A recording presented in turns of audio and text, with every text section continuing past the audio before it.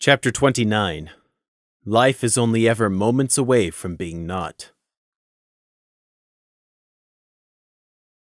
The door swung silently up on greased hinges, and locked into place by some unseen mechanism. Nothing could be seen down there apart from the first step down, but Prey could hear something in the uninviting blackness. A tiny, scratching sound. Prey took a breath. Oh, He thought as the smell welled up. oh, so that's how it is. Crimson had gone rigid. He didn't seem to be breathing. The Pegasi's jaw moved, but whatever he croaked out was too quiet for even Prey to catch.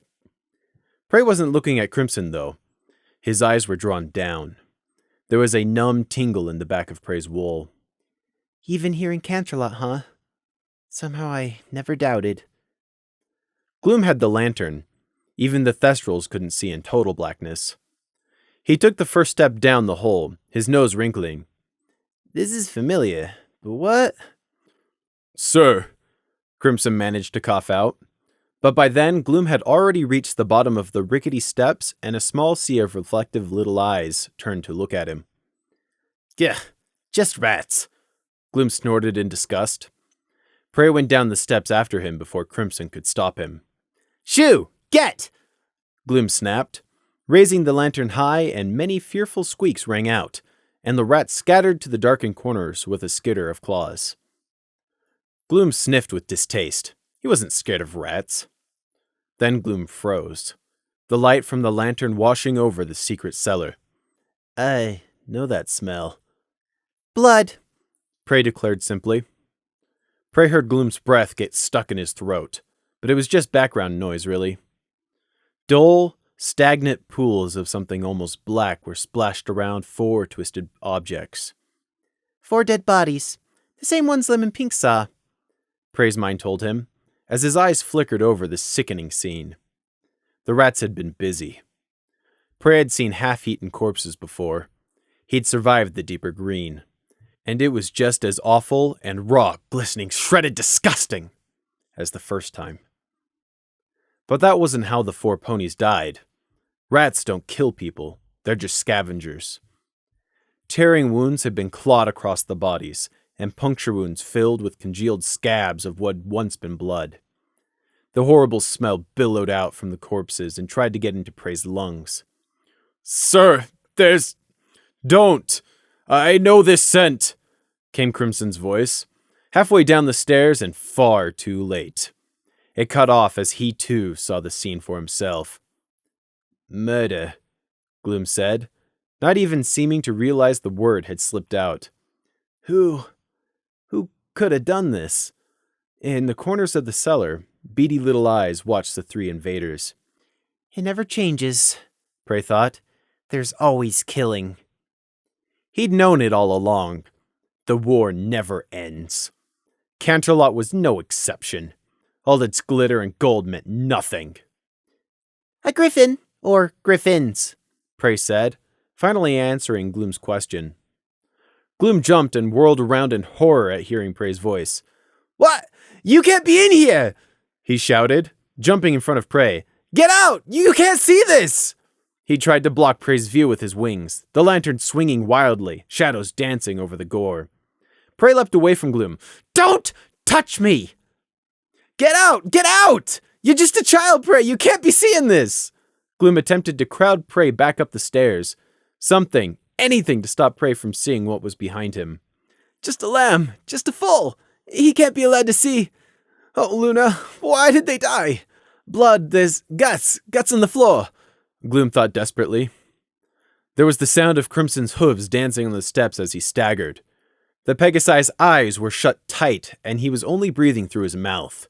His mental walls were down, the shock and stress having destroyed Crimson's self-control.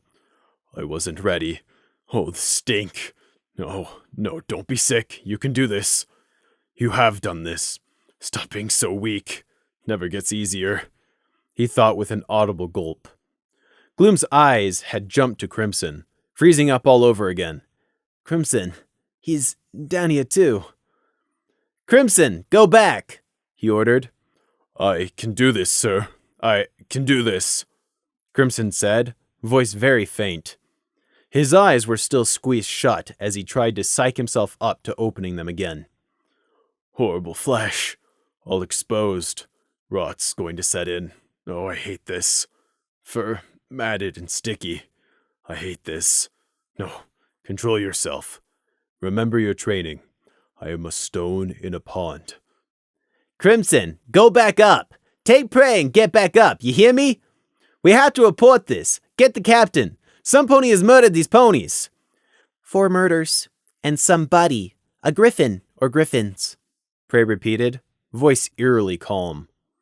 Gloom jerked around, to his horror finding Prey standing right in front of one of the mutilated corpses, just outside of the pool of blood. Get away from there, Prey!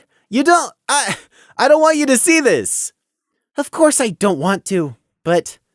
Prey, get upstairs, please! This isn't something a fool should ever see! Gloom cut across, almost high-pitched. Oh, Luna, I've let a child into a murder scene. Prey didn't seem to hear him, his soft blue eyes never leaving the shredded face of the dead unicorn. The horn had been wrenched off, one eye was half gloop, the rest eaten by the rats, and the tongue was swollen and protruding. 9, 10 hours, maybe? Prey murmured. The blood is settled in the bottom of the body. Flesh is bruising purple. Gloom's thoughts went blank as Prey stuck his hoof into the crusted pool of blood. The lamb's face didn't even twitch as he worked his hoof back and forth.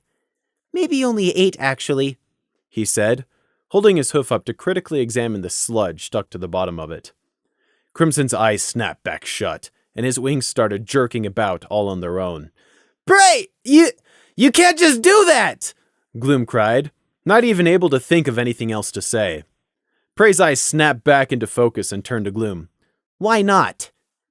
He looked down at the body, blinking like he couldn't understand something, then back at Gloom. Wings still standing frozen at the base of the stairs. This dead body? Wait, is it because of this? Prey demanded, rubbing the blood between the cleft in his hooves. Don't pretend you've never seen blood before. I know you guys drink this stuff all the time, he said, making Gloom and Crimson gape at him. How? Was all Gloom could manage in horrified fascination at the scene unfolding before him. I'm not stupid. That clan wine, that's blood enchanted in those bottles to look and smell like grape. Really? Could you have been any more obvious about it? I know Crimson ate some, drank, consumed, whatever you call it, in the doctor's room that first night. Why does this even matter? It does matter. This isn't... Gloom dropped the lantern and gripped the sides of his head with his wings. By the moon, how did it come to this? He moaned. Prey, you don't understand. You can't. Don't stick your hoof. You can't tell any pony. This isn't right. Look, just stop, okay? Just stop and come away from there. Gloom exclaimed helplessly. Crimson was staring at Prey too, completely at a loss of how it had come to this or how to stop it. Prey, it isn't right to do that, he managed, weakly gesturing to Prey's dirtied hoof. Prey lowered his hoof. He didn't understand. Not fully. I've seen this all before. Why? Why do they care? Why does somebody only care now? It didn't make sense. Wasn't this what the IS&D was supposed to do? This was part of why Luna had enslaved him, yes? So why were they both so horrified? His eyes went down to the corpse. It was indeed horrifying. Horrifying and terrifying and sickening and horrible, horrible, horrible, horrible. A child should not see this. No one should see this. But here he was, seeing it. It wasn't like he wanted to be down here, with rats someone had let loose to eat the evidence. But here they were. Hadn't they realized something like this was always going to happen? It was always going to happen. Murder lives forever, just like war. So why? Prey wondered, staring at Gloom. Gloom stared right back. Now, out of all times, it occurred to Gloom that Prey smiled a lot. Prey was smiling right now in the lantern light. Just a small smile, like a reflex almost. But for the first time, Gloom saw how it didn't reach his eyes. Not really. Not when he really looked. Gloom didn't see any emotion in those soft blue orbs. Not horror, not fear, not even shock.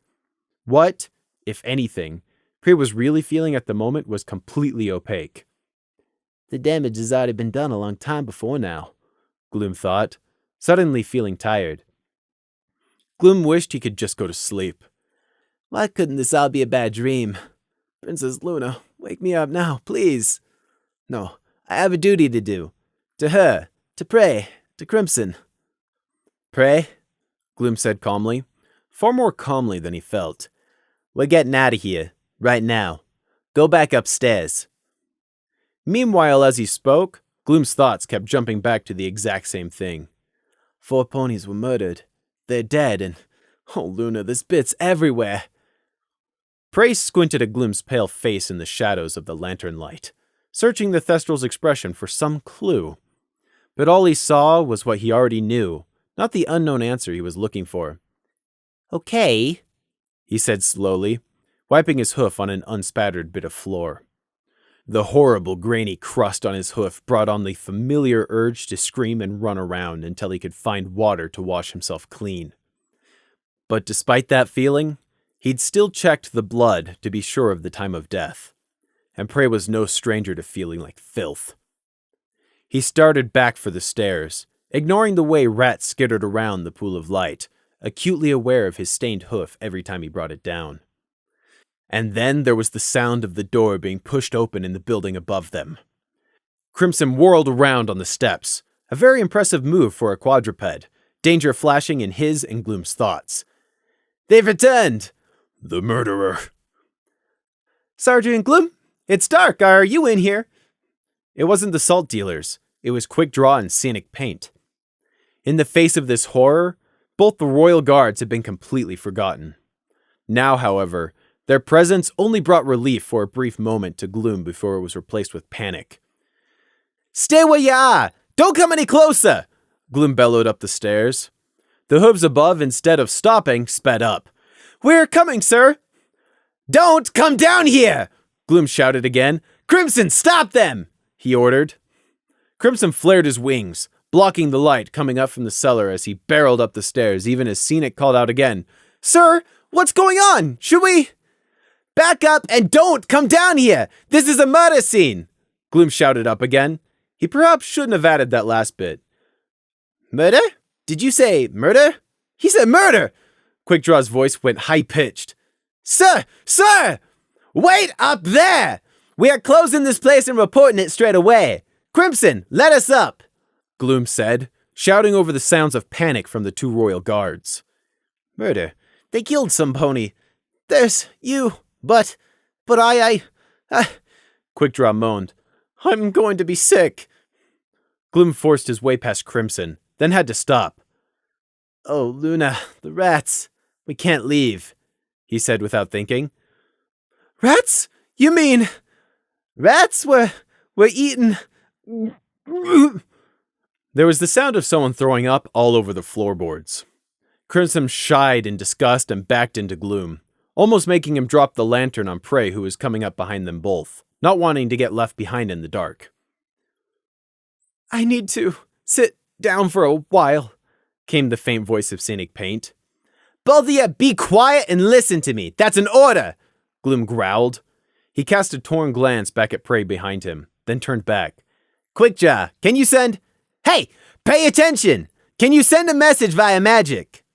No, sir. I can't. I'm sorry. I never took... I'm not strong enough for that. Stop rambling. Go stand guard outside the door. Here's what we're gonna do. Crimson, you're the fastest. Fly back to the palace. Tell them what's happened here. Get them to send ponies to close the street off, understand? Yes, sir. You, go. You, Scenic Paint. Scenic, are you listening to me?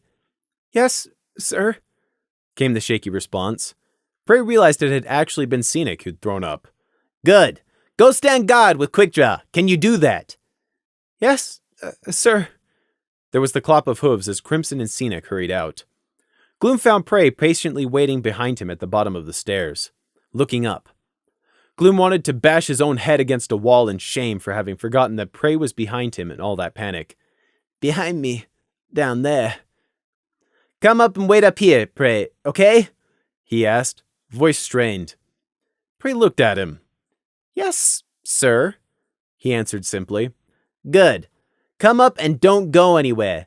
Scenic and Quick Draw will be just outside if you need anything, okay?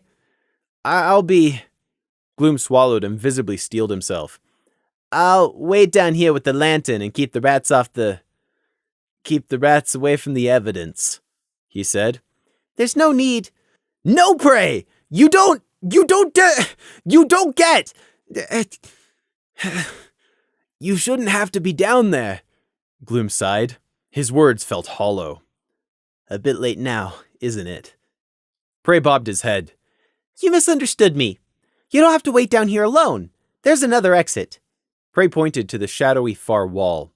There, set into the cellar stone above the floor, was another door, tightly shut. It had gone completely missed in the distraction of this grisly horror. The rats were sealed down here to eat the evidence on purpose, Prey explained quietly. You can simply open the door and chase them out, sir. Lieutenant Screech came himself as soon as he heard Crimson's message, bringing along every other available night guard he could get his hooves on. It was a depressingly small number, only 6. The rest had been taken by Nighthawk to go confront the dragon. This just had to happen today, didn't it? Screech stepped into the building, Yellow Eyes quickly casting about and passing over Prey to settle on Gloom. Screech seemed to sigh and quietly went over. Sergeant Gloom, I got the message, he said simply. Gloom didn't know what to say for a moment. What did one say in these circumstances? Yes, sir. Screech's eyes flicked to the open trap door. The lantern had been removed and there was no light below, but something invisible seemed to emanate from the hole which whispered what was hidden by the dark down there. Screech didn't go any closer, and his gaze returned to Gloom. You did well, Sergeant. That was all any pony could ask of you under these circumstances, he told Gloom quietly. Yes, sir. It's not pretty down there, sir. There were rats. Screech sighed again. Not at Gloom or even the news, just at the world in general. Wait, you said were? Gloom nodded, looking and feeling so tired. Yes, sir, were. Prey said, or rather, he thinks that the rats were released down there to... Gloom closed his eyes and breathed. To eat the evidence, sir. Some pony dared to... Prey was... Screech's pupils widened. You sent him down there? No, sir, of course I didn't. We didn't realize in time what was down there. I didn't know. I'm sorry, Sergeant. Please forgive me. I spoke before I thought. Gloom bowed his head. No, I'm sorry, sir. Of course you didn't. I overreacted. Screech tried to catch Prey's eye, but Prey was staring out the door and purposefully avoiding any such eye contact. Oh, Gloom. Things just don't get any easier for you, Screech thought warily. He placed a hoof on Gloom's shoulder plate. I can take it from here, Sergeant. We're going to cordon off the house and start more thoroughly questioning the ponies and residents around here. Go back to the palace and write this up. I'm afraid I'm going to need statements from all 3 of you. We're going to... well, I'm not so sure. Get some pony here from the morgue and have the bodies removed. Try and get them identified. Check the registry to see if we can find who owns this place. Photographs. Screech and Gloom turned to Prey. Pardon? Photographs from cameras. Those could be used to create a picture. Lots of pictures of what's down there. In case there's any evidence on the bodies before you remove them, he explained. Yes, I suppose that might work, Screech said. Cameras were something that had only recently been invented in Equestria, and not something that would naturally occur to a clan member. But that means we had to put somebody down there to photograph that, both the Thestrals thought. Prey didn't care about any mental scarring some random photographer pony was going to receive. The only reason he even suggested it was because he knew the IS&D was going to be thrown this case to solve. Gloom was not going to allow him back down there to investigate, but he was still going to expect Prey to solve the quadruple murder. Completely illogical. But photographs would alleviate that problem. In theory. It would also mean he didn't have to go back down the hole with those disfigured corpses. Just because Prey would do whatever was necessary didn't mean he enjoyed it. Prey, are you ready to go? Gloom asked hesitantly. He didn't know if you were supposed to ask in these circumstances, or just give Prey the order. Gloom's eyes kept getting drawn down to Prey's hoof. Prey got up and looked to Gloom expectantly, eyes soft, bright, and blue. I'm ready whenever you are, sir. Gloom turned his head away. Quick Draw and Scenic Paint had already been sent back ahead of them. Prey doubted they would ever speak with those two particular royal guards again. They might even quit. Ponies were not used to violence in any shape or form. As for something as big and terrible as murder, it was almost beyond pony comprehension. Those two ponies would close up, try and pretend it never happened, and hide from reality. Prey was sure of it. Prey. His name came from Crimson. Prey looked up from the cobbles passing beneath his hooves to find the red Pegasus watching him with an unreadable expression. His mental walls were back in place, but oh, so fragile feeling. Never mind. It doesn't matter. Forget it, Crimson said, returning his eyes to staring resolutely ahead. Prey made a note of how Crimson's mental defenses crumbled in the face of shock and stress. He may need that in the future. Aside from Crimson's failed words, they were all silent. The streets were still deserted, the smog still hung above, the smell of smoke still drifted past, the threat of the dragon still there. But that just didn't seem so dire right now. Never gonna forget those rats. Who would do this? Why? What were they trying to hide? Anger was finally starting to work its way into the sergeant's thoughts as the shock faded. Whichever pony did this is going to pay. Then, halfway back to the palace, the smog started to dissipate. The dragon has been driven off! The diplomats succeeded! Good on them! Barely got out of Canterlot and we're back already! That dragon got off easy. I was so ready for that scaly lizard. Ha! Wouldn't have stood a chance against all of us! Upon their return, this was what they found. The guard compound was full of the returning Royal and Night Guard sections, the former all celebrating. No one paid any attention to the blank-faced Thestral, Pegasus, and Sheep plodding past. The Royal Guard had better things to do, like celebrate and boast of their bravado. They were strong. They were the Royal Guard. They could never be defeated. Nor did they notice an ashen-faced Quick Draw and blank-eyed Scenic Paint with a 1,000-yard stare reporting to Captain Shining Armor. And why would they? They were celebrating the triumph of ponies over a dragon elder! The ISND went to Nighthawk's office, but he wasn't there. He hadn't been in the guard compound courtyard either, which meant he was probably reporting to Princess Luna right now.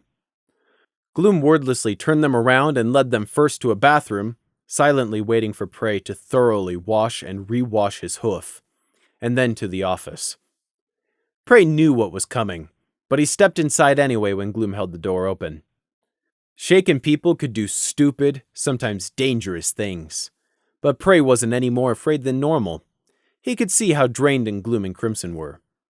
And the office was full of his runes if it came down to it. Thus, he went inside. Gloom shut the door and sat himself down in front of it, like he was scared they would try and bolt if he didn't. Or perhaps he didn't have the energy to move any further inside. Prey looked sideways at Crimson. The Pegasus didn't look any better than Gloom did. So, Gloom said after a long while. So, Prey agreed. Here we are, Crimson said simply. Gloom took a deep, slow breath. He closed his eyes and let it out again. Whatever you had to say, please say it now and get it out there, both of you. Because I'm going to start speaking myself in a minute, Gloom said without opening his eyes. What was there to say? Prey didn't have anything. He would have thought it was all pretty obvious. There'd been a quadruple murder. They discovered it. They would be the ones ordered to solve it. Anything further than that was unnecessary. Just personal feelings and fears. So Prey shrugged and sat himself down on the floor, fiddling with the end of his ribbon.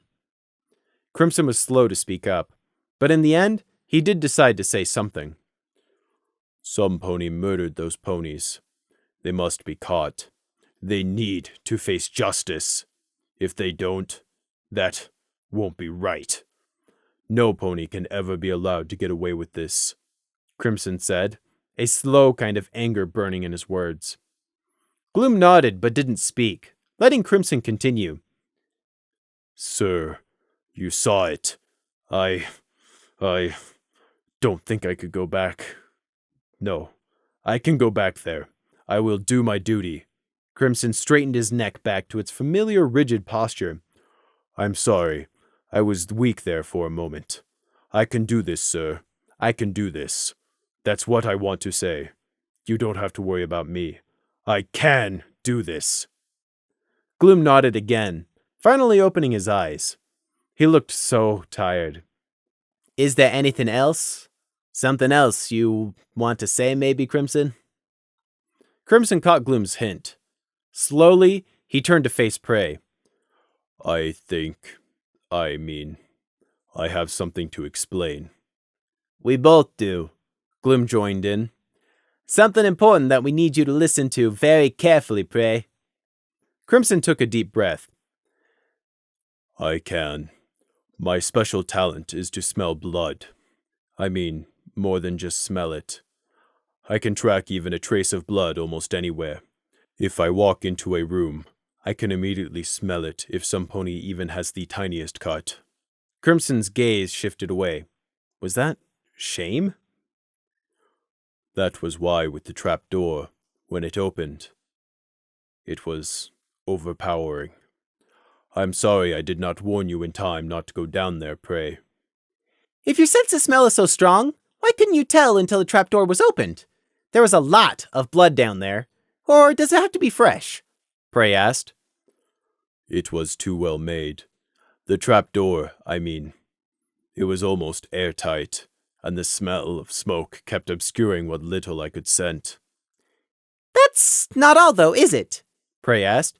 You can track a familiar scent of blood far better than an unknown one, yes? Even if that person's not bleeding anymore. Crimson looked back in surprise. How did you know? Because you're too good at finding me. That time when when I hurt my ear, you got my scent, didn't you? That's how you always seem to know where I am, like hiding in the mess hall. That is to say, yes, Prey. I'm sorry. It's just what my talent is. Prey scowled. That was most annoying to have his suspicion confirmed. He did not want some bloodhound able to sniff him out. Gloom and Crimson misinterpreted the look for something else. Prey, listen, I know what you're thinking, but we're not van ponies, I promise you. Gloom hurried to reassure Prey. You have nothing to fear from me. From us, Crimson quickly tacked on. Gloom sat forwards. Prey, I need to explain this to you before you make any rash decisions. You can't go telling any pony about this, okay? Was that a threat? Prey asked. What? No, of course not. But we don't want you to tell any pony. But we won't stop you. But listen to me first, okay? We're not threatening you. Not at all. No clan is. There isn't any danger to you, understand? Gloom asked. Prey understood the words the sergeant was saying, but there were plenty more Thestrals out there who could be upset about Prey knowing this. Well, as Crimson said, here we are. I'm a captive audience, so explain away. Gloom sighed and scratched at the edge of his chest scar. You said you already knew that most Thestrals need blood. Why didn't you say anything before? Is it because you were scared we would do something if we found out? Gloom asked hesitantly. No, that wasn't what Prey had thought, but he didn't make any move to confirm or deny it either way. It was incredibly cruel to let Gloom stew in his guilt like this. What with the cellar still fresh in everyone's thoughts. But, well, so what? Prey didn't feel like talking. We won't do anything even if you do tell some pony about this. We do drink blood, yes, you already know that. But we're not van ponies like all the stories say. Gloom drew back his lips, revealing the sharp upper and lower canines. We don't go around biting ponies and sucking their blood. We don't eat meat. We don't even really know why we have these. They're just hereditary as far as we can tell. But not all Thestrals are blood drinkers, as you said. Lieutenant Screech, for example. He declined your offer that night for a glass. What's the ratio in the clans? Prey asked. Gloom had to take a moment to catch up to where Prey was. How? Never mind. But you're right. Well, about 7 in 10 Thestrals are born with the need to drink blood. It manifests about the time a foal is weaned, Gloom explained. He was talking to Prey, but in his head, the cellar was going round and around. The way Crimson's gaze kept slipping away to nothing indicated it was the same for him. Your words seem to indicate that blood drinkers can't drink from other blood drinkers, which means the clan subsists, or subsisted, entirely on the blood of those 3 in 10, Prey said. Gloom was past caring or being surprised at this point. Yes. For some reason, the blood from other blood drinkers doesn't satisfy. The 3 in 10, donors, we owe a lot to them. There's no pattern that we can see for why a foal is born one way or the other. It doesn't matter what their parents are. The foal can be something completely different. How much blood and how often? Prey asked. Since Gloom was being so open, Prey wanted to get as much information as he could, even if Gloom thought he was being callous by asking this right after the 4 murders. Gloom still wasn't sure what to think on that front. He hadn't fully moved on from the cellar yet. Seeing a body in that state tended to have that effect. A cup, 2 cups a week, Gloom shrugged bleakly. It depends on how much you exert yourself. Something occurred to him, making him jerk upright. Thestrals don't turn into bloodthirsty monsters if they don't get enough blood. That's just a stupid myth, Gloom hurriedly added. Bray held up his hoof. I never said they did, and that's a fairly obvious point regardless. Oh, sorry. But all the Vampony stories are portrayed that way. The tales have been around for centuries, even if most ponies don't believe in them. If they learned of our dietary needs, well... Gloom didn't have to finish that sentence. Which is why this can't get out to pony kind, alright? We've only just rejoined society. They're not ready for this. If they found out... They'll react with racial fear, and Thestrals will be driven back into exile for 1,000 years, Prey suggested. Something like that, Crimson muttered. Yes, something like that, Gloom sighed. Their Majesties and some other ponies in high authority already know all this anyway. If we don't get regular blood, we just waste away, grow weak, get sick, and eventually we die. But we're always ourselves. We don't lose control or anything like in all those stories, okay? Prey had already worked that much out for himself. It was just how if someone just ate fruit and didn't get all the minerals they needed, eventually they'd wither and die. They might be physically full, eating 3 meals every day, but their body would still starve to death. Crimson took a deep breath. I am different. Gloom gave him an encouraging nod to go on. Crimson held his head up high and spoke clearly. I am a Pegasus, but I was born to Thestral parents. I am the same as Sergeant Gloom. Inside, my body is still like a Thestral, a drinker. I too need blood. That's just how it is. Gloom was watching Crimson, obviously waiting for him to go on, but the Pegasus stopped speaking there. Gloom's brows drew together, and he made a motion with his wing to Crimson, but either Crimson didn't understand it or pretended he didn't. Well, if you won't, I will. It's not fair you shouldn't be recognized, Gloom thought.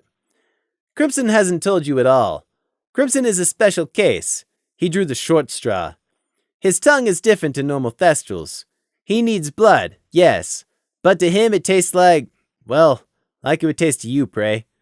Gloom calmly met Crimson's accusing stare. Prey should realize how hard you work.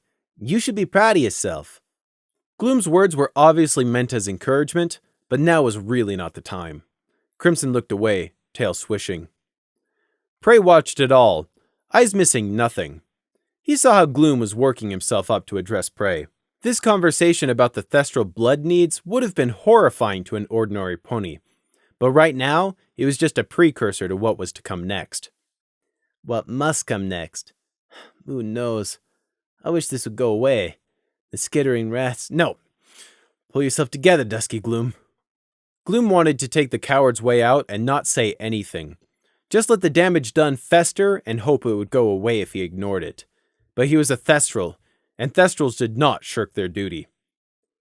Gloom couldn't seem to stop glancing back at Prey's hoof, the one he'd tested the congealed blood with. The sergeant shuddered. Prey, do you know what I want to talk with you about? The mask was back over Prey's eyes, glassy and opaque. Yes and no. Yes and no? Gloom repeated, waiting for Prey to expand. Yes, because you're outraged that I was down in the cellar with you, that I tested the blood's age. You think a child shouldn't? A child shouldn't! No child should! Gloom exploded with pent-up fury, startling Prey. Not fury at Prey, just fury in general at the unfairness of a world that allowed 4 ponies to be murdered. You shouldn't have been down there! You should have left when I told you to! That was a murder! A murder! 4 ponies dead! Do you think I want you to see something like that? But no! All I could manage was to stop Paintspot and his friend from seeing it! Gloom's wings and hooves gesticulated wildly. I'm your sergeant! No, I'm your leader! Luna told me to help you two! And you just... Gloom's wings flopped and all the energy went out of him. Prey was watching the Thestral warily, like he was ready to jump back at any moment. And you don't understand why I'm angry. Don't you get it? No, you obviously don't, Gloom accused, but with no energy.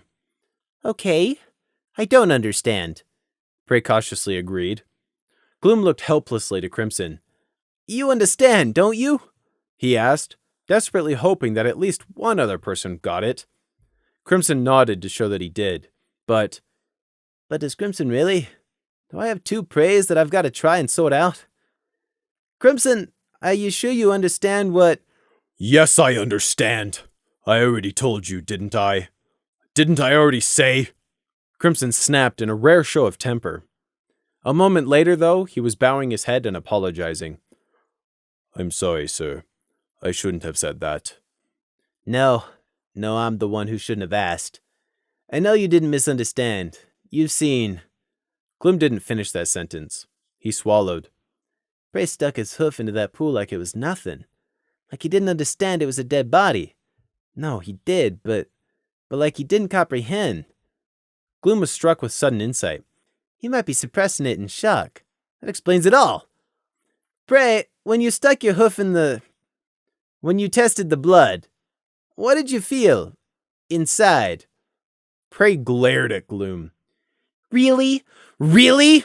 This again? After everything I keep telling you over and over, you still think I don't have a concept of morality? Fine! You want to know what I felt? Disgust. Loathing. Like filth, like a freak. I can almost still feel the blood on my hoof. Do you think I don't realize what happened down there? Well, let me describe it to you, he said with sickly sweet calm. There were 4 ponies, all murdered by a griffin. The leftmost Pegasus had 16 claw slashes across his chest, and his right ear had been torn off.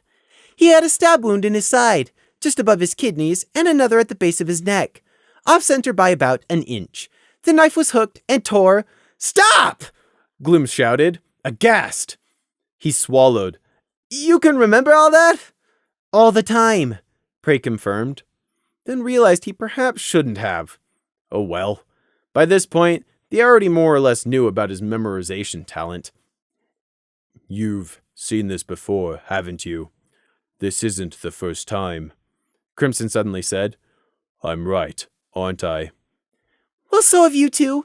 I know you both have, Prey shot back, getting defensive. This isn't any pony's fault. Life isn't clean, and ponies die. Sometimes it's violent, and some ponies seize it. It's not your fault, whatever happened. Yes, I admit it. I've seen death, Gloom said freely. I don't talk about it. I try not to think about it, but I do acknowledge it. It's not my fault, and it's not yours. Either yours. Prey, whom did you see killed? Crimson asked. Prey narrowed his eyes. My father died to raiders, he answered slowly. Only a half-truth, but it was the only one he could give them without raising suspicions. "It was your father too?" Crimson asked emptily. Prey didn't know what to do aside from nod. Guilt was running heavy-laden through Gloom's mind at the moment, and he was trying to find something to say to comfort both of them. Crimson, I'm sorry. And Prey, that you... He stopped. What can I say? Sorry you saw your father's murdered? That sounds so shallow. Gloom knew there was nothing he could say to that, or to what they'd seen today. It's so unfair the royal guards all got to celebrate while we're stuck with this mess, Gloom thought, pettiness working its way into the sergeant's thoughts, not something Prey was accustomed to hearing in there. But Gloom wasn't naive enough to believe life was fair. Someone knocked on the door. "Sergeant Gloom?" came the muffled call. Gloom was still sitting in front of the door and made no attempt to move, but somehow he dredged up the strength to answer back. "What is it?" "Captain Nighthawk wants to speak with you in his office." "We'll be there in 5 minutes, Gloom called. The captain can wait for once. They hadn't written up their reports yet, and the idea of even putting quill to paper to record what they'd seen made Gloom feel sick. The night guard outside left, leaving them in silence. How had it all gone so wrong? Everything had all been going so well. The trial was over and done with, Wheat Plow was in jail, and the night guard was all set to move forwards into the spotlight. Then the dragon came along and this happened. Gloom made no move to get up, and Crimson nor Prey made any attempt to prompt him. It took almost the full 5 minutes before Gloom finally mustered the motivation to get up. He spoke. "We've got to go see the captain," he stated. He paused. "Are you both ready for that?" Gloom asked, thinking, I don't feel ready. Crimson gave a funny twitch, like he was trying to shrug without shrugging. "No, but I will do my duty, sir." It was inappropriate to smile, but Prey didn't know what else to do, and Gloom wanted a response. Any response from him to prove he wasn't comatose or something. Prey had no other mask he knew how to wear. So, he put on a smile and gave the answer he thought Gloom wanted to hear. "No, but here we are. Are you ready, sir?" It was a mistake. Gloom couldn't stomach looking at that smile anymore, or else he would get angry again. "No, let's go," he said, turning away.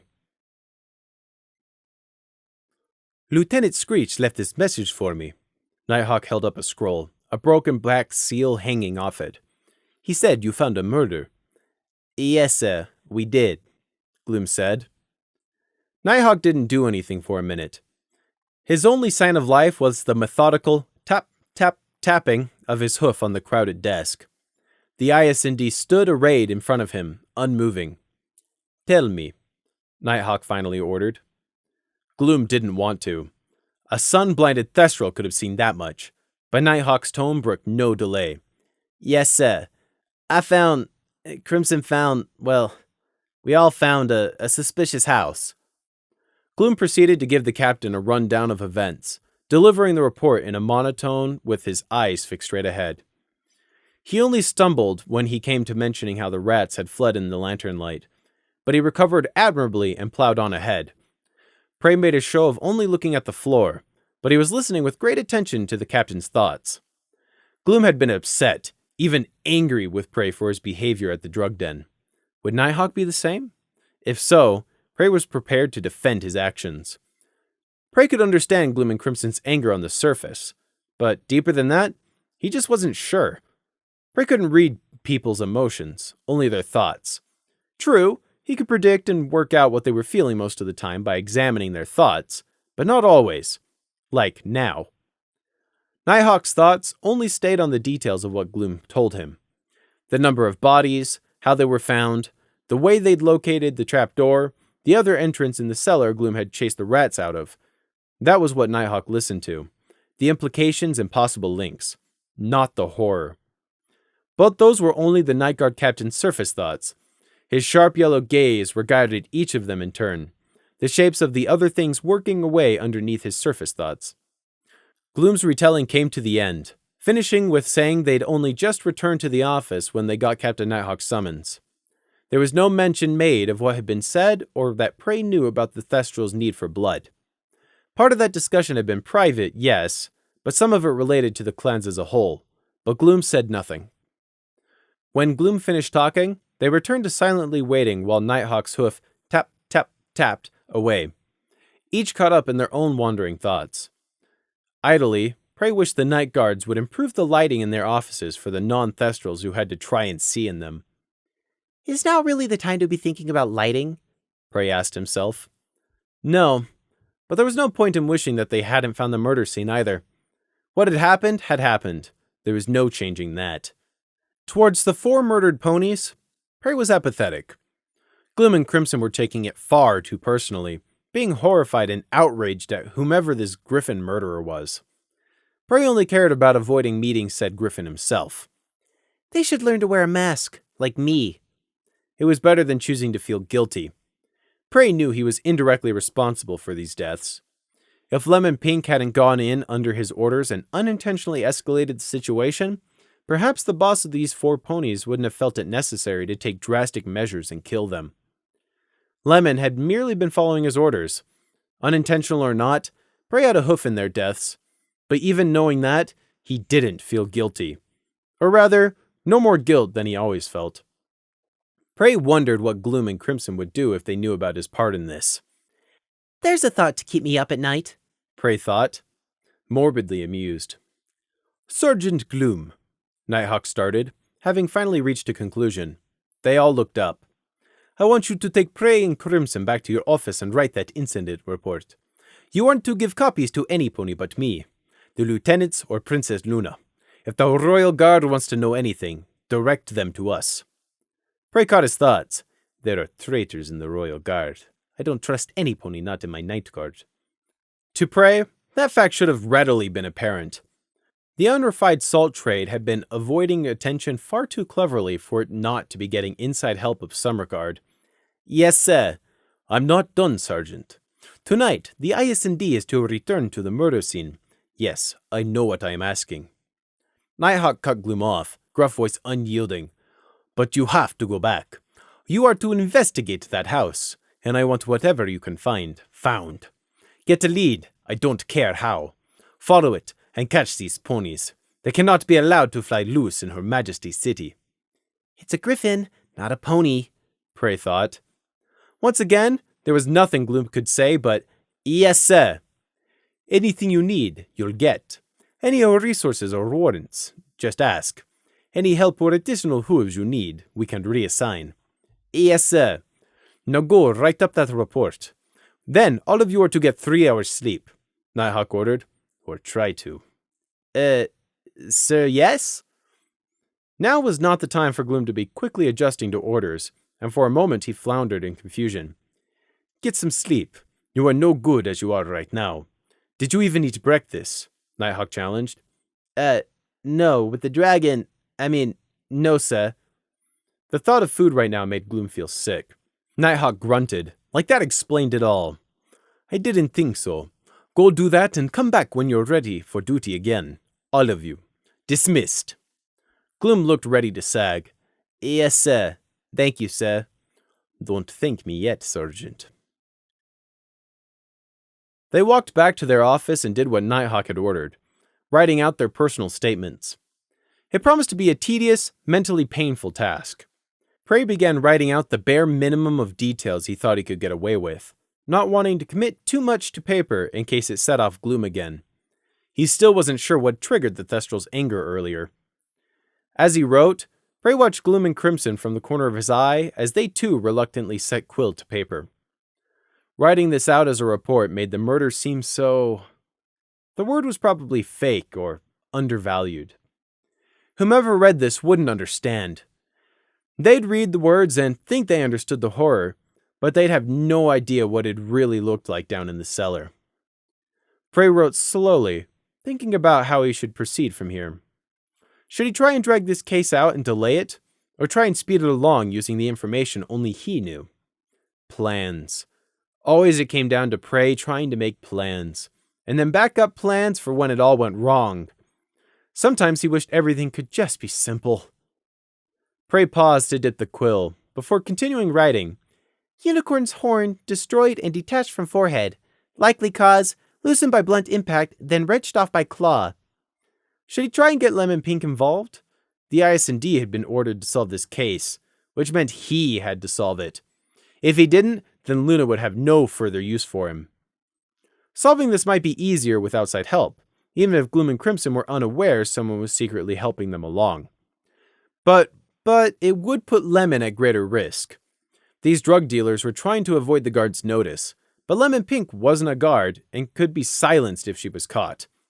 Lemon Pink might have his cunning and experience, so it was unlikely she would get caught, but there was still a 15% chance of capture, and that calculation had a wide margin of error.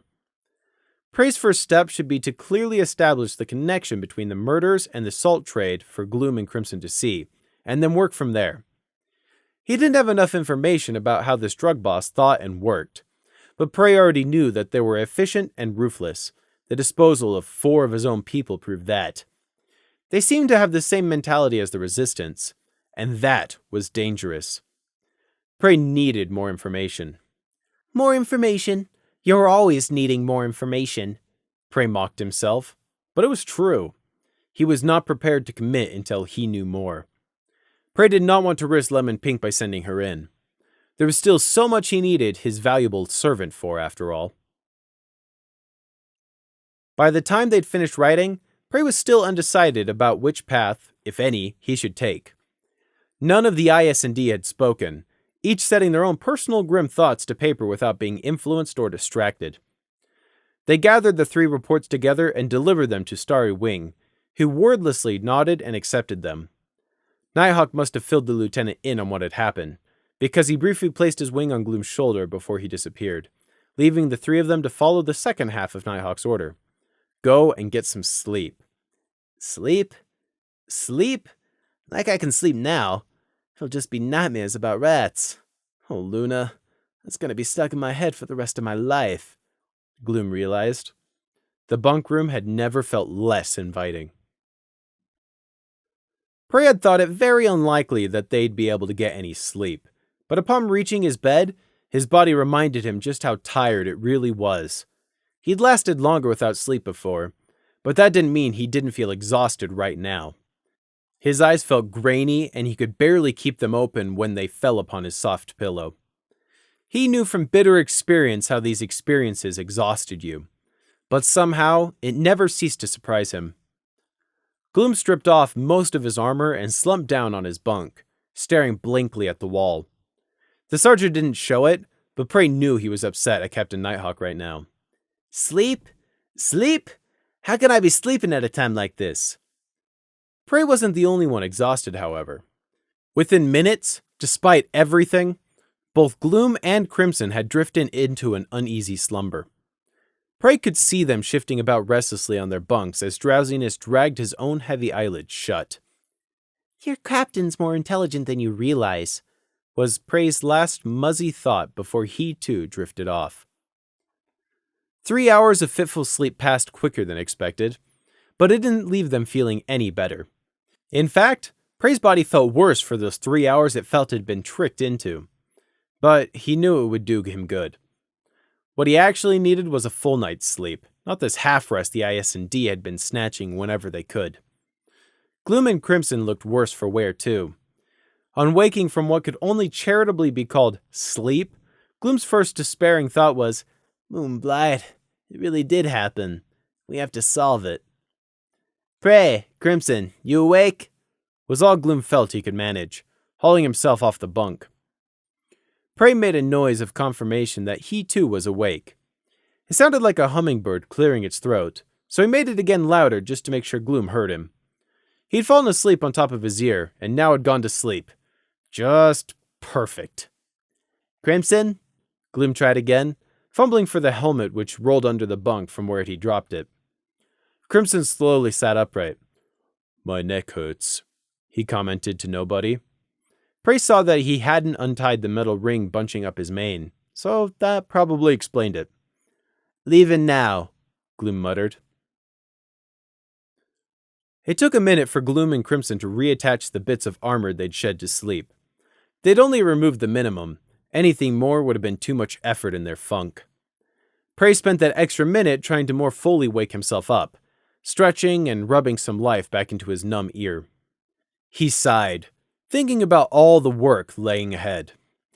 Murder, murder on the wall, most vile sin of them all.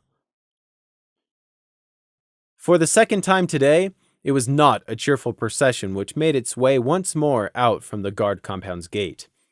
It was still early in the evening, but all the dragon smoke from earlier was gone, all lingering traces having been cleared away by the weather pegasi, which meant the high streets were now thronging with happy ponies, all keen to make up for the morning spent hiding away now that their beloved princess had dealt with their problem.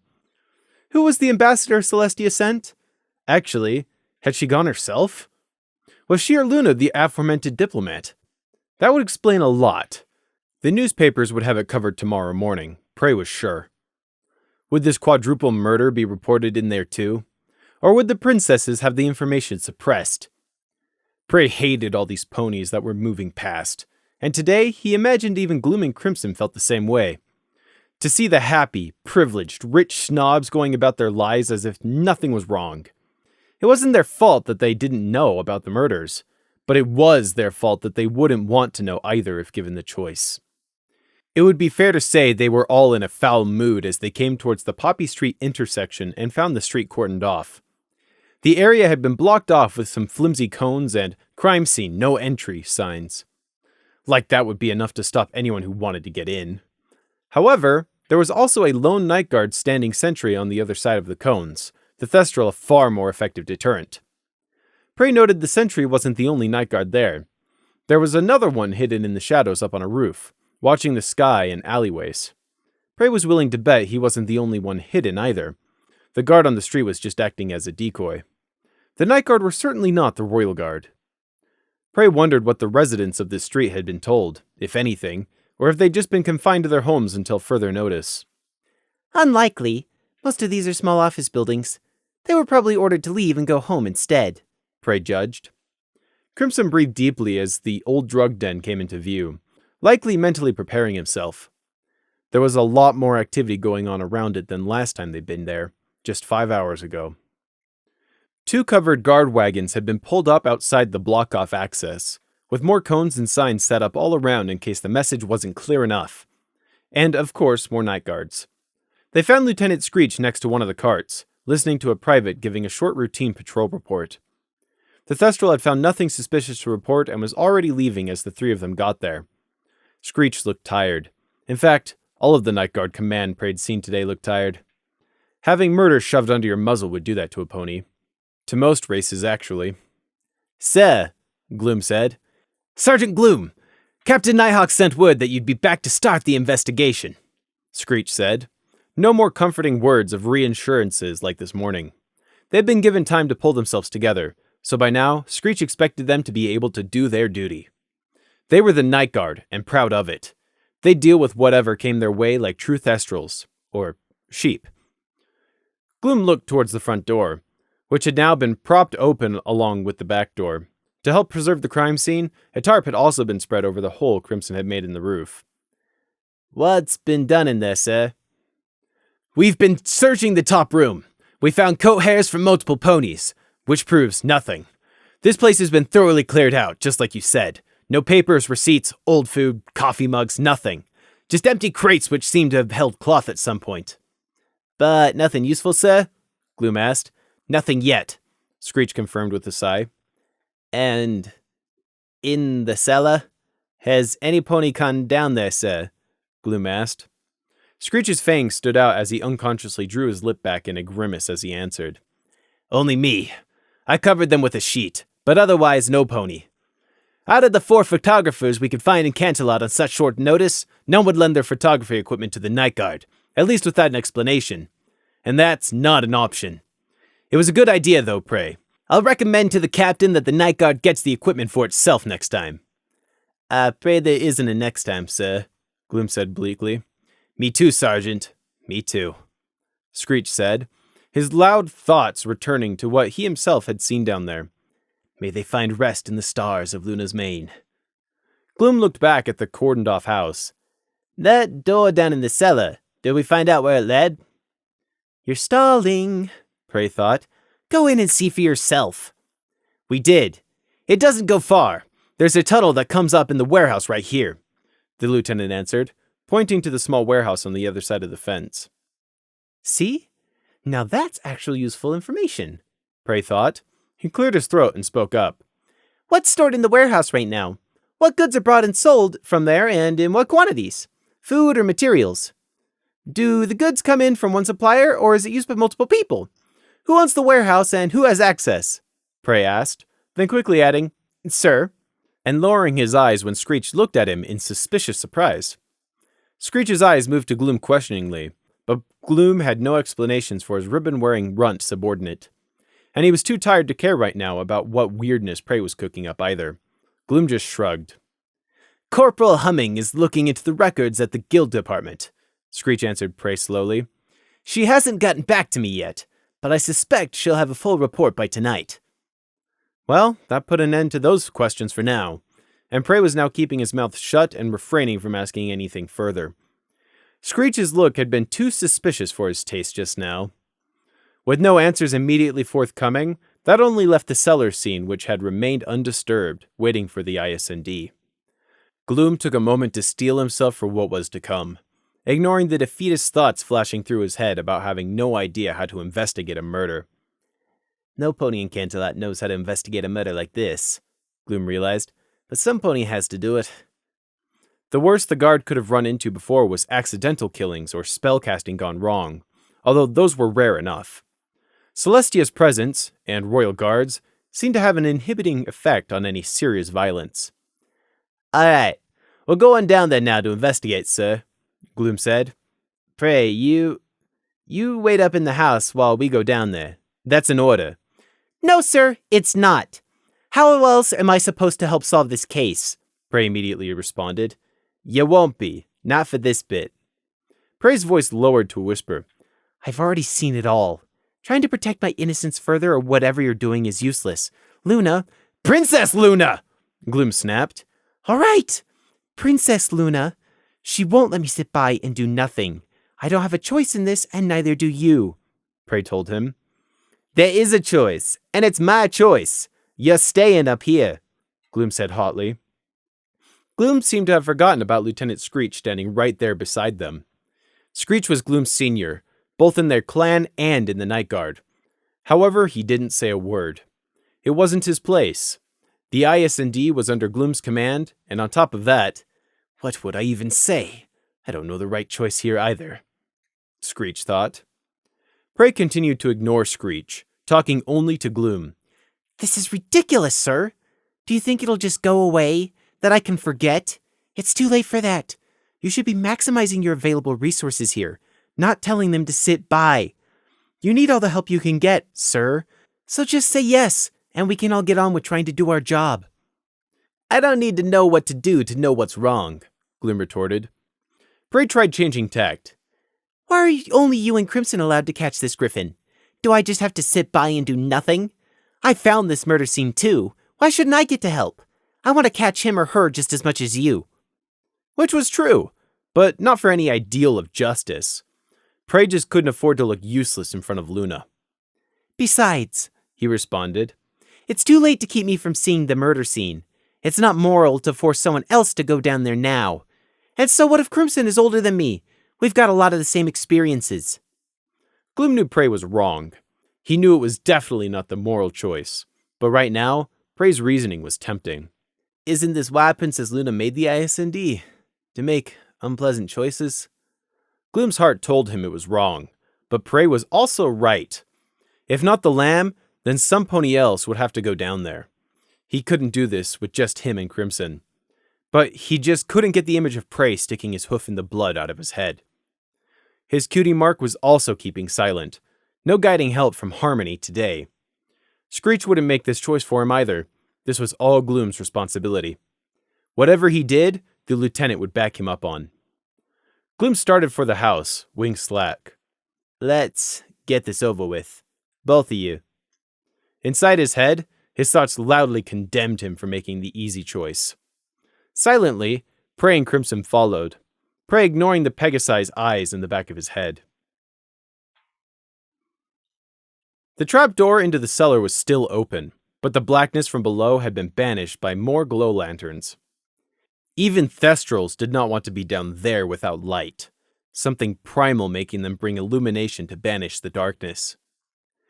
They all paused around the opening in the floor, looking down and taking a silent moment before they descended. There were 4 shapes covered in white sheets below. Splotches stained the sheets, the outlines giving unwelcome impressions as to what they hid. Gloom closed his eyes for a second, then quickly descended before he could change his mind.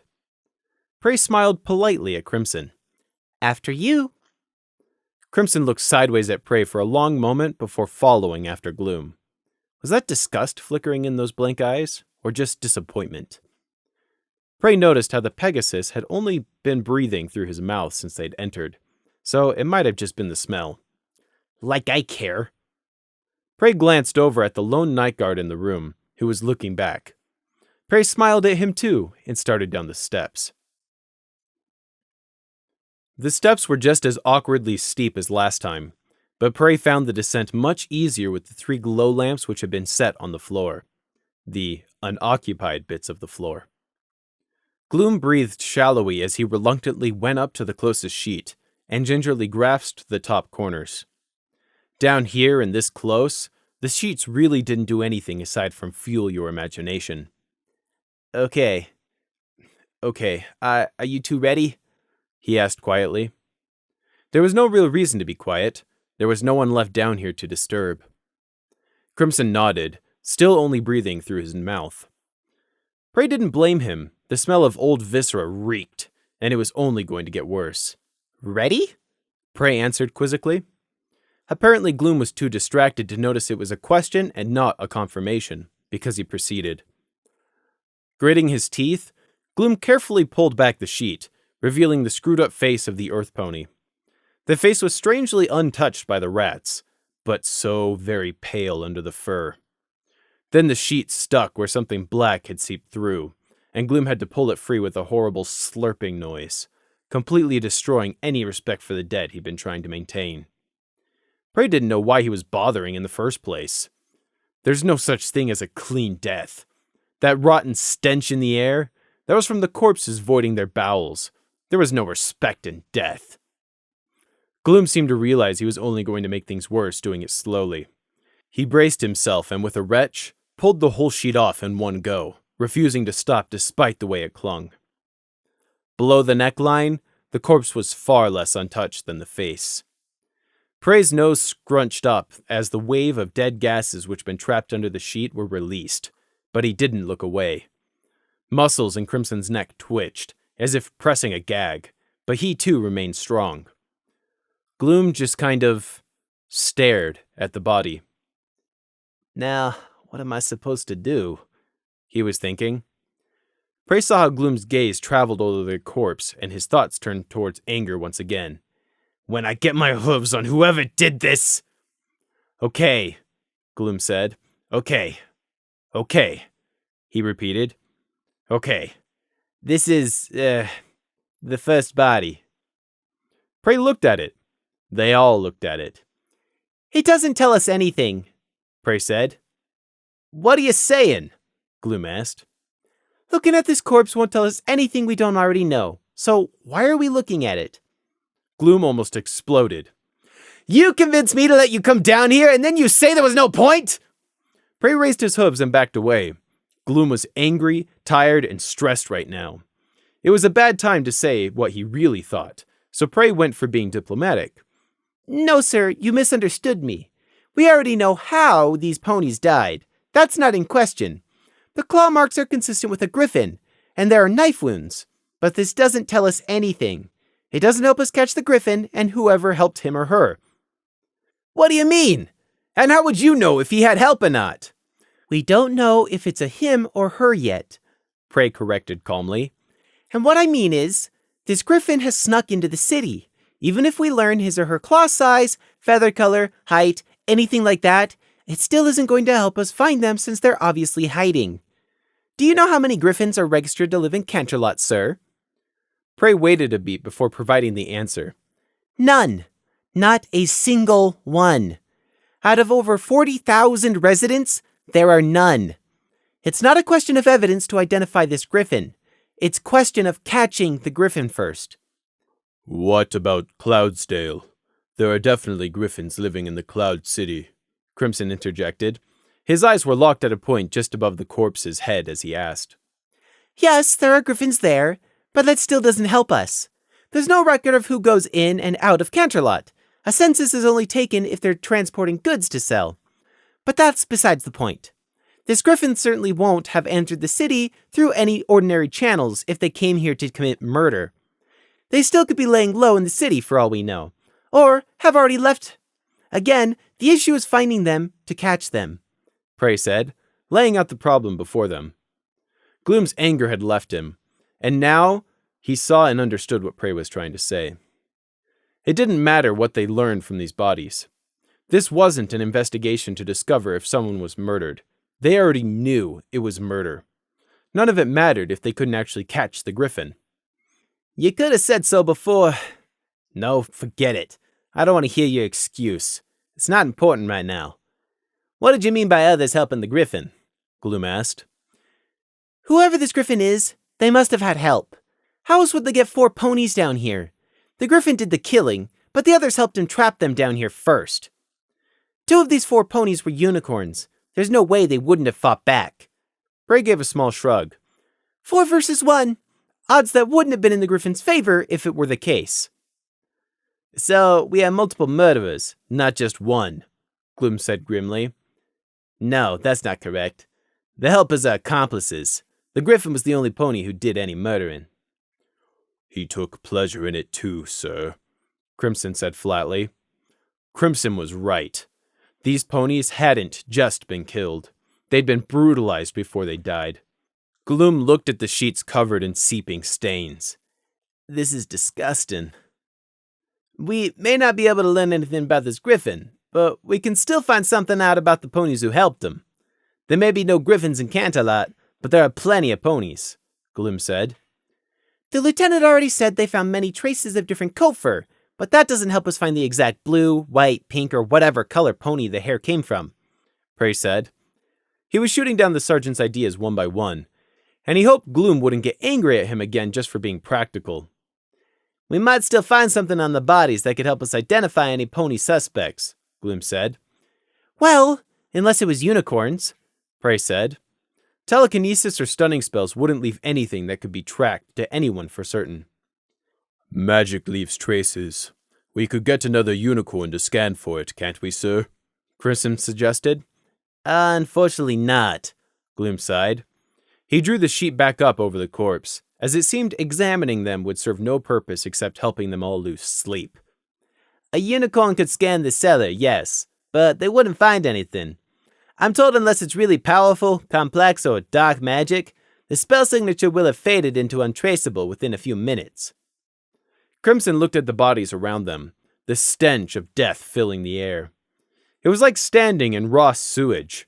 The longer you did, the more familiar it got, but the worse it also became. What are we doing down here then, sir? That's the question I don't know. I haven't a clue what to do next. I haven't had a clue since I took this post, Gloom thought. Our duty, looking for clues. Yes, sir, but... Crimson hesitated. How, sir, if I may ask? It was Prey who answered, come to Gloom's rescue. The bodies won't tell us anything we don't already know, but the cellar and the tunnel to the warehouse could tell us a lot. It was obvious neither Crimson or Gloom had thought of that. A dead body was the center of attention in any room, and 4 of them all the more so. Yes, Gloom realized, relief evident in his posture. We could search the room for other clues, and not have a child prod dead bodies for them instead. Probably for the first time, Gloom and Crimson both turned to properly look around the hidden cellar without getting stuck on the 4 bodies and puddles of hardened blood in the middle. The cellar's walls were thick stone blocks, much like the gray floor. The door on the far wall, which Gloom had chased the rats out of, was just a wooden plank construct, tightly fitted. It was set above floor height, and was only secured by a single deadbolt. Likely they were only for convenience sake. If someone had gotten in this far, Locks weren't going to stop them. Also in the corners of the room were 2 stacks of those same flat crates from upstairs, although these stacks were far shorter. Only 5 crates in one and 7 in the other, and all just as empty. There's a lot of dust in the corners. Spiderwebs near the ceiling, too, Crimson said. He stepped away from the bodies the moment Gloom had made the alternate decision of checking the room instead, and now was looking anywhere but behind him for clues. Any tracks in the dust? Marks, maybe? Gloom asked. No, sir. I mean, no identifiable pony marks. All I can find is rat tracks and droppings, Crimson answered. Oh, keep looking. Prey started checking the crates carefully. They really were the exact same make as those upstairs. Nothing fancy. Likely some lumber yard mass-produced nothing but these cheap crates. It would be good if we could find out who supplies these crates and to whom. If there are only a few companies in Canterlot who use them, we could maybe narrow it down, Prey mused. Narrow it down to what? Gloom asked. Probably nothing, but we think the crates held fabric, yes? Gloom looked at the empty crates. That's what I thought, and what Lieutenant Screech seems to think too, he agreed. Likely yes then. Where did all the fabric go, though? What was so important about cloth that 4 ponies were killed over it? Prey asked, prodding a hoof into the crevices of the crates. Gloom thought about that. You saying you think some pony... No, this Griffin. Killed them over fabrics? Gloom asked disbelievingly. When you say it like that, no. But then, why did the Griffin kill them? What was this hideout used for? Why has it now been abandoned? Do they not need it anymore? Prey said, posing one question after another. I don't know. Why do you think? Gloom asked, frustration coloring his tone. Prey glanced back reproachfully, ribbon trailing over his shoulder. I don't know either, sir. I'm just voicing it out loud so we can all think about it. Gloom mentally slapped himself. Get a grip. Prey shouldn't be down here, but he's still trying to help. At least he isn't looking at the bodies anymore, Gloom thought with guilty relief. Crimson's yellow eyes scanned the crate stack.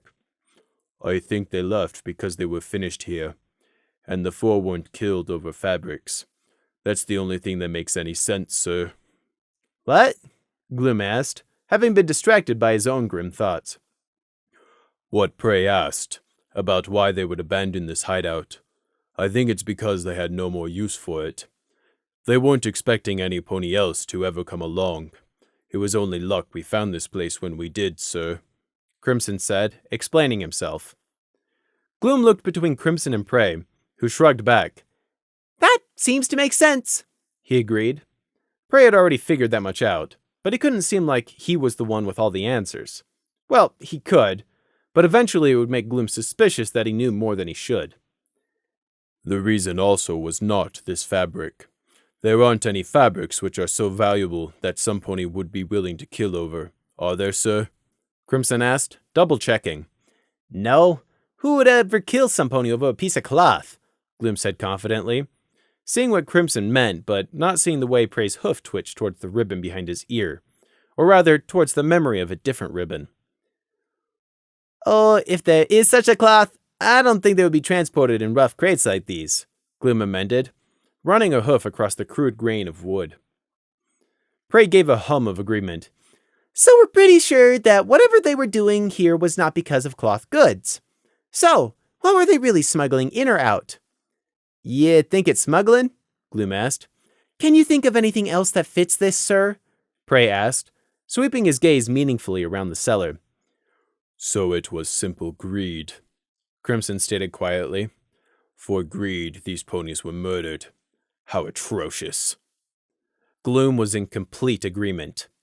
Prey kept quiet and looked away. He'd play a minor role in all these deaths, too. Is there anything else down here? Gloom asked, looking slowly around, eyes lingering heavily on the 4 things in the middle of the floor. The cellar had nothing in it aside from the crates, dust, the recently placed glow lamps, the bodies, and the 3 of them. I have nothing further, sir, I don't think, Crimson said. His eyes were drawn inexorably back like a lodestone to the same 4 things Gloom's had been. Pray? Gloom prompted after a moment when he heard no agreement from the lamb. 1 second, Prey said without turning. He was poking around in the crates again. Gloom waited for 10, then prompted him again. Can we leave and go check the warehouse next? And get us out of this tighter's hole, he added. 1 second, Prey repeated, closely scrutinizing one of the bottoms of the crates from a distance of about 2 inches. Pray, if you found something, good. If not, can we please get out of here? Just a moment, Prey insisted, worming a hoof into the bottom crate, reaching for something in the back. Almost got it, he said, pulling his hoof out. Got what? What is it? Gloom asked, starting forwards. Prey's hoof didn't hold anything he could see. Prey squinted at his hoof, then delicately gave it a lick. Nyah, he commented, sticking out his tongue. Was that the hoof he dipped into? Gloom quickly cut off that thought. What are you doing, Prey? That was a few grains of salt, Prey answered. Gloom forgot about trying to get out of here as soon as possible. Salt? Are you sitting at salt? He asked, trotting over. Was salt, yes. Didn't taste like normal salt, so unrefined drug salt, Prey answered. Why did you eat it then? To see if it really was salt. It's a drug. You shouldn't have eaten it. A few grains isn't going to do anything, sir. What if it hadn't been salt, but something else? Gloom challenged him, pulling crates down from the stack to get to the one Prey had found the salt in. Well, it wasn't, and I had a hunch it was salt. I was just testing it. Well, don't. That was evidence. And there's no more in here either, Gloom said, jabbing a hoof at the now uncovered crate. True to the sergeant's words, there really was nothing on the wood, not even a single grain of white. Prey peered over the top. Huh. Did I really get the only few grains in the whole box? That's unfortunate. Unfortunate? Unfortunate? You don't say! Gloom asked loudly, wing waving around the whole cellar. 4 murders which now look to be linked to the smuggling salt drug trade, and it's unfortunate? Prey backed off and gave Gloom a minute to calm down. He knew the sergeant was still angry about him coming down here again, along with how he'd acted on their first trip. Prey hadn't done anything wrong, so he still didn't get why everyone was so angry, but he knew not to escalate it if he didn't have to. So, this is somehow part of the drug trade we've been investigating, Gloom said after taking a minute. This is not the kind of breakthrough I was hoping for, sir, Crimson said. He was still trying to only breathe through his mouth in the stench. Prey and Gloom weren't as affected by it, or maybe they were better at ignoring it. Considering what Crimson's special talent was, it was probably the first. At least we found something more before we left, Gloom said, still examining the empty crate. All those boxes upstairs, do you think they used to hold salt too? I don't think so, sir. Lieutenant Screech said they couldn't find anything in those crates, and there were a lot more crates up there than down here. Plus, they've had longer to check those ones over. I think they would have found at least one trace of salt if there were any to find, sir. I don't think so, sir.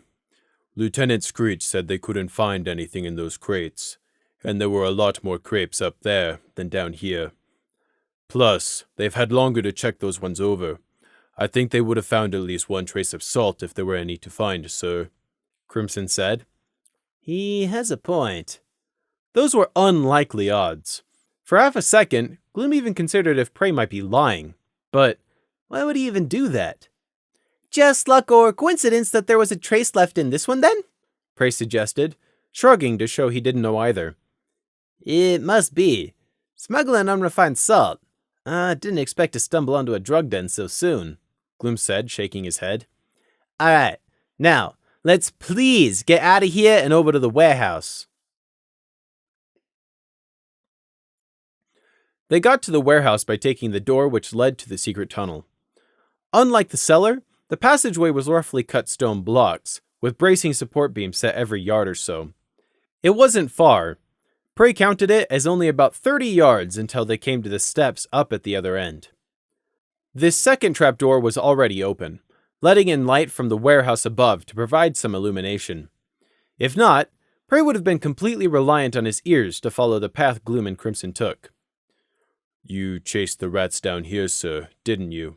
Crimson asked as he got to the end. Skittering rats, little teeth chewing on flesh. Gloom pushed the thought away. That's right. Well, they're all gone now, sir, Crimson said.